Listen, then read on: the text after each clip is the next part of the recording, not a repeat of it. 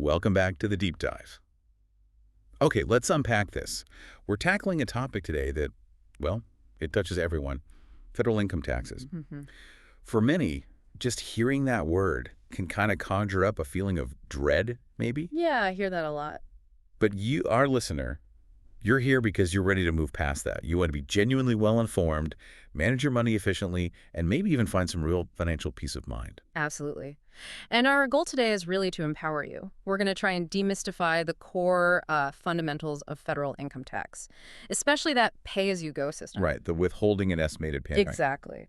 We'll be digging into IRS publication 505 for 2025, pulling out the critical insights you need to, avoid the common pitfalls and really make the tax system work for you, for your financial well-being. So our mission here is to extract the most important nuggets of knowledge from this IRS guidance. Mm-hmm. We're talking about making sense of these, let's face it, often complex rules, finding those aha moments about managing your tax liability throughout the year. We'll focus on understanding each part of tax reporting and, crucially, how you can leverage strategies like adjusting your withholding or making informed estimated tax payments to potentially save money or avoid those pesky penalties. So let's start with the absolute foundation. Federal income tax operates on a pay-as-you-go system. What does that actually mean in practice? It's pretty straightforward at its core. It just means you're generally expected to pay tax as you earn or receive income during the year. You can't just wait until April 15th and pay it all at once without potential issues. Okay. And the publication highlights two main ways you do this. First, there's withholding. If you're an employee, this is probably familiar. Right, stuff taken out of your paycheck. Exactly. Your employer automatically takes income tax from your pay, sometimes pensions, bonuses, commissions, even certain gambling winnings. That money goes straight to the IRS in your name. For most employees, it's largely hands-off. Okay, so that's withholding. What's the other way? The second way is estimated tax.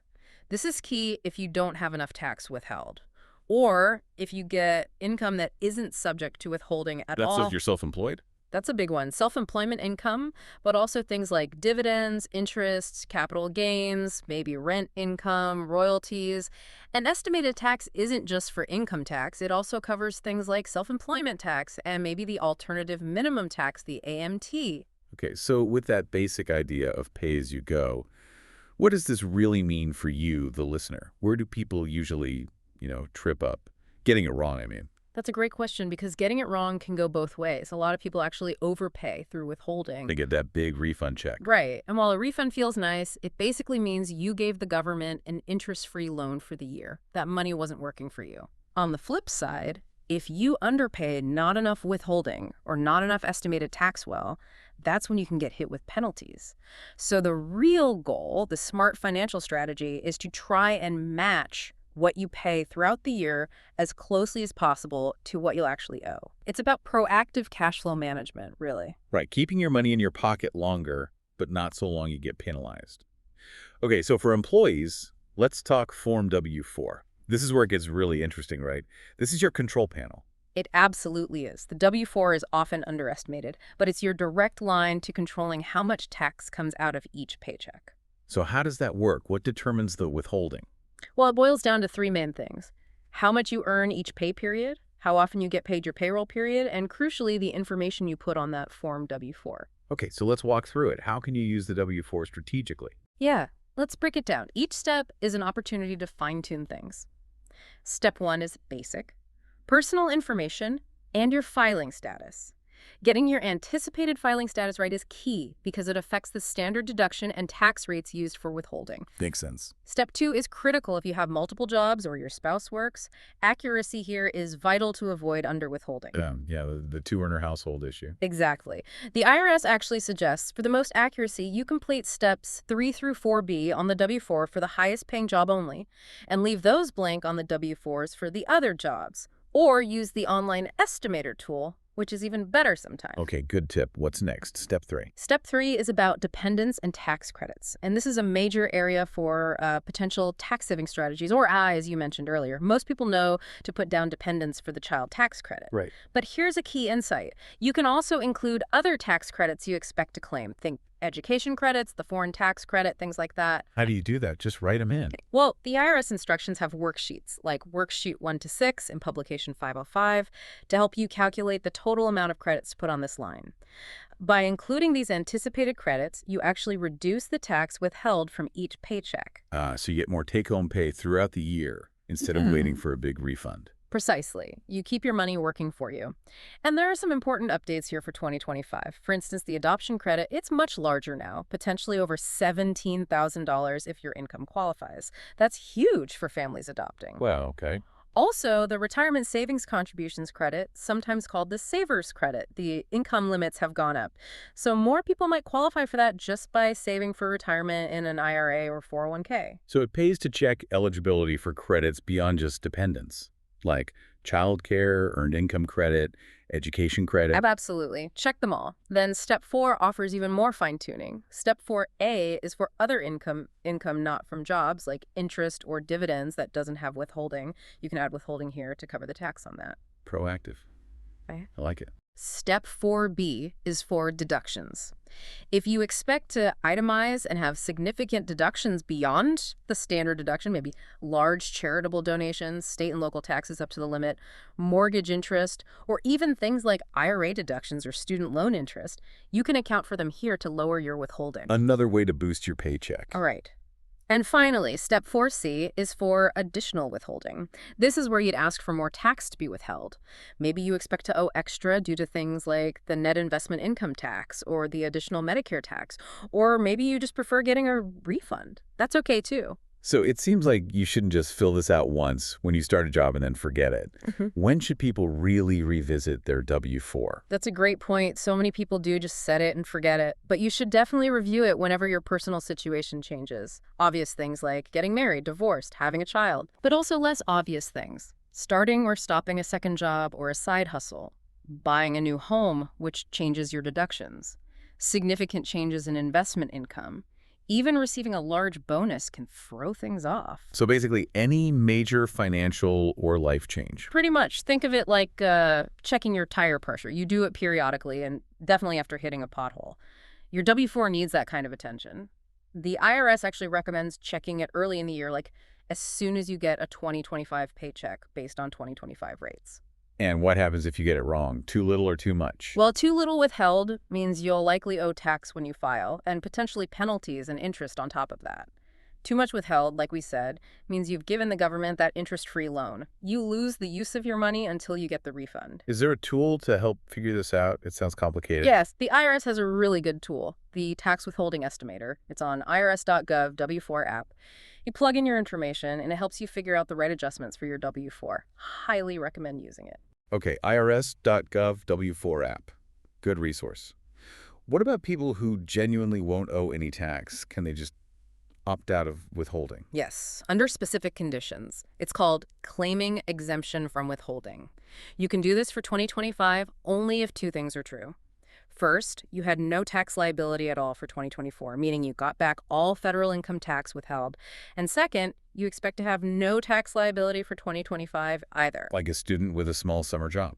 That's a common example. But be careful, there are rules, especially around unearned income-like investments. Even if your earned income is low, significant investment income might mean you can't claim exempt. Got it.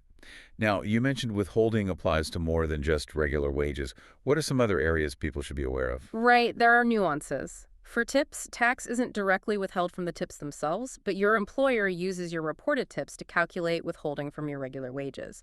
If your wages aren't enough to cover the tax on the tips, you might need to make estimated payments. Taxable fringe benefits, like maybe personal use of a company car, their value is considered pay. Tax is usually withheld from your regular wages, sometimes at a flat 22% rate. And sick pay. Sick pay from your employer usually has withholding.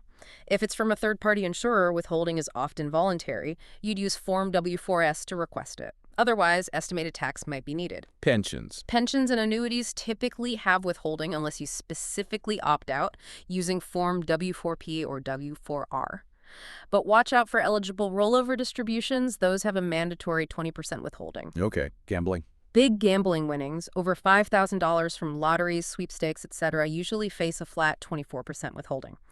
There are exceptions, generally for things like bingo, keno, slot machines, though you might need to provide your taxpayer ID to avoid backup withholding. Backup withholding, what's that? Yes. Backup withholding is important. It's a flat 24% rate that can apply to payments that don't usually have withholding, like interest, dividends, independent contractor payments, rents, royalties. It kicks in if you fail to provide a correct taxpayer identification number, TIN, to the payer, or if the IRS tells the payer your TIN is wrong. It's a safety net for the IRS. Interesting. And unemployment. Unemployment compensation and certain other federal payments like Social Security benefits withholding is voluntary. You can request it using Form W-4V. Wow. Okay. So really understanding these forms, the W-4, W-4P, W-4V, and knowing when to adjust them. Okay. It's not just paperwork. You're actively managing your cash flow. Exactly. It's a powerful financial tool you control directly. Okay. So that covers withholding pretty well. What if your income isn't primarily from a regular paycheck? Or you've got multiple income streams, maybe that growing side hustle? That's where estimated tax comes in, right? Precisely. Estimated tax is designed for income that isn't subject to withholding, or situations where your withholding just won't be enough to cover your total tax bill. So who has to pay estimated tax? Is there a threshold? Generally, yes. You must pay estimated tax if you expect to owe at least $1,000 in tax for 2025, after you subtract out any withholding and tax credits you anticipate. Okay, $1,000. And there's another test. Your total payments for the year withholding plus estimated tax must be at least the smaller of these two amounts. Either 90% of the tax to be shown on your 2025 return, or are 100% of the tax shown on your 2024 return, assuming your 2024 return covered all 12 months. Wait, 100% of last year's tax. That sounds easier, maybe. It often is. It's called the safe harbor. But there's a slight catch for higher income taxpayers. If your adjusted gross income, AGI, in 2024 was over $150,000, $75,000 if married, filing separately, that 100% rule becomes 110%. You need to pay 110% of last year's tax to meet the safe harbor. Ah, okay. 110% for higher earners. The main goal here is avoiding penalties, right? Exactly. That's the whole point of the estimated tax system, to keep you paying as you go and avoid that underpayment penalty come tax time. Nobody likes that surprise. It feels like getting a parking ticket you didn't expect. Definitely not. So how do you actually figure out how much estimated tax to pay? Do you just guess? No, guessing is not recommended. You typically start with your previous year's tax return, your 2024 return in this case, as a baseline. But then you need to adjust for any expected changes in your income, deductions, and credits for 2025. Okay, like we discussed W-4 adjustments. What are some key 2025 changes to keep in mind for estimated tax? Well, some of the same things we mentioned for the W-4 are crucial here too, as they directly impact your tax calculation. First, those standard deduction amounts have increased again for 2025.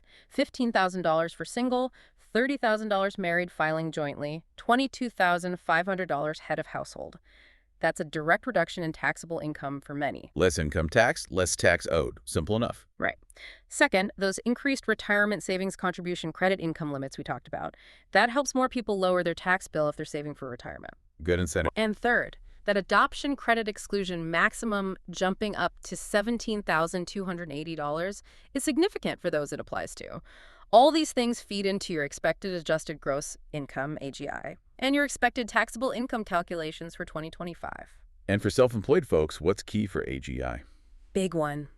Remember to factor in the deduction for 1/2 of your self-employment tax. That lowers your AGI. Okay, so you figure your expected income, subtract deductions, then calculate the tax. Pretty much. You estimate your income tax, but then you also have to add in any other taxes you might owe, like the alternative minimum tax, if applicable. And critically, you need to account for the additional Medicare tax. That's the 0.9%. Yes, on earnings over certain thresholds, typically $200,000 single, $250,000 married, filing jointly, and also the net investment income tax, NIIT. The 3.8% one. That's the one. On investment income, or MIGI, over similar thresholds. You need to estimate these and include them in your estimated tax payments if withholding won't cover them. And self-employment tax itself, of course. Absolutely.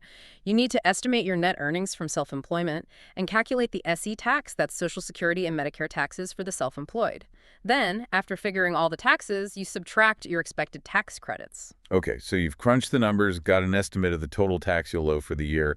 When do you actually have to pay this estimated tax? Is it just one lump sum? No, definitely not one lump sum. Yeah. The tax year is divided into 4 payment periods, and there are specific due dates for each. Which are? Generally, April 15th for income received January 1st to March 31st, then June 15th for income, April 1st to May 31st, September 15th for income, June 1st to August 31st, and finally, January 15th of next year for income, September 1st to December 31st. Okay, 4 deadlines. What if one falls on a weekend? Good point. If a due date falls on a Saturday, Sunday, or legal holiday, the deadline shifts to the next business day. Is there any way around that last January payment? Filing early, maybe? Yes, there's a useful exception. If you file your 2025 tax return by January 31st, 2026, and this is key pay the entire remaining balance due with your return, then you don't need to make that separate January 15th estimated tax payment. Ah, that's handy for people who get their info together quickly. It can be. Now, there's a really important strategy I want to highlight, especially for people whose income isn't consistent throughout the year. Like a freelancer with lumpy income. Yeah. Or a seasonal business. Exactly. It's called the annualized income installment method. Instead of paying 4 equal installments based on your total estimated tax for the year, this method lets you figure your tax liability period by period as your income actually comes in. So if you earn way more in the summer, you pay more estimated tax in September, but less in April and June. Precisely. It helps you avoid underpayment penalties that you might otherwise incur if you just paid equal amounts, especially if most of your income arrives late in the year. It matches your payments much more closely to your cash flow. You figure the tax on the income you've actually received up to the end of each payment period. That sounds like a much more precise way to manage things if your income is uneven. Needs more calculation, though. It does require more detailed record keeping and calculation using Form 2210F, estimated tax for farmers and fishermen, or the worksheet and publication 505 for others. But for people with fluctuating income, it can be well worth the effort to avoid penalties and improve cash flow. So whether you're managing multiple jobs, diving into self-employment, or dealing with uneven income, there are definite strategies and paths to make sure you're paying just enough tax and no more at the right times during the year. That's the goal. Okay, let's try and bring all this together then. The central theme we've been hitting on is clear.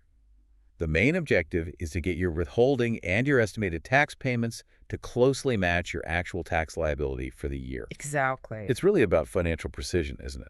Avoiding losing the use of your money by overpaying and just waiting for a refund. Right, that interest-free loan. And also avoiding those nasty penalties and interest charges from underpaying. That's the balance.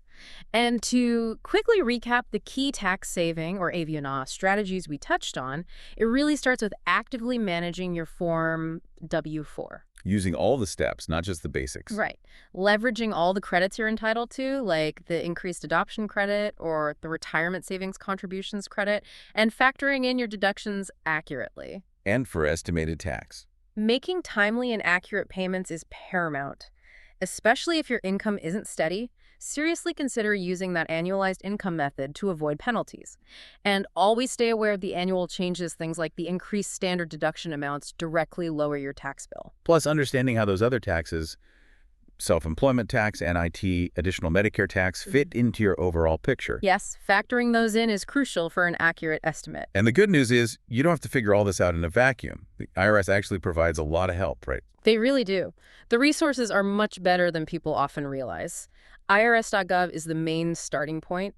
Tons of information, forms, instructions, and it's available in multiple languages too, which is great. We mentioned the tax withholding estimator at irs.gov W4 app. That's key for the W4.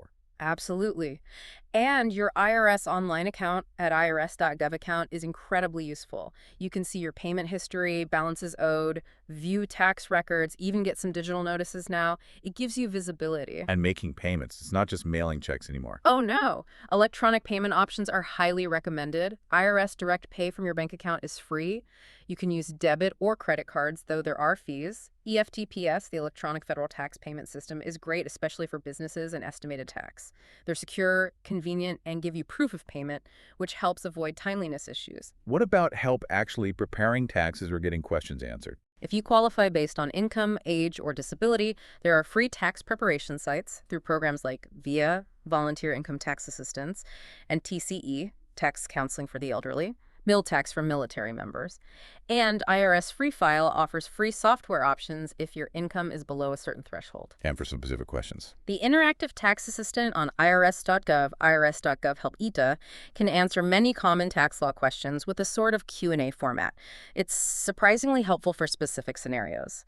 The bottom line here is remember that knowledge is most valuable when you actually understand it and apply it. Don't just go through the motions of filing taxes, strategize. Every form, every calculation is an opportunity to fine-tune your financial situation. So what stands out to you from today's deep dive? As we wrap this up, maybe think about this. In a world with so much information coming at us, actively managing your taxes, making informed choices about withholding and estimated payments, it isn't just about ticking boxes for compliance. It's really about claiming greater control over your financial present and your future. So the question becomes, how will you adjust your approach this year? How will you make your money work harder for you, keeping more of what you earn when you earn it? Yeah, we covered a lot today, and hopefully you feel a bit more equipped to navigate your tax obligations for 2025. This information really is designed to help you, the learner, make those precise adjustments, not just broad guesses.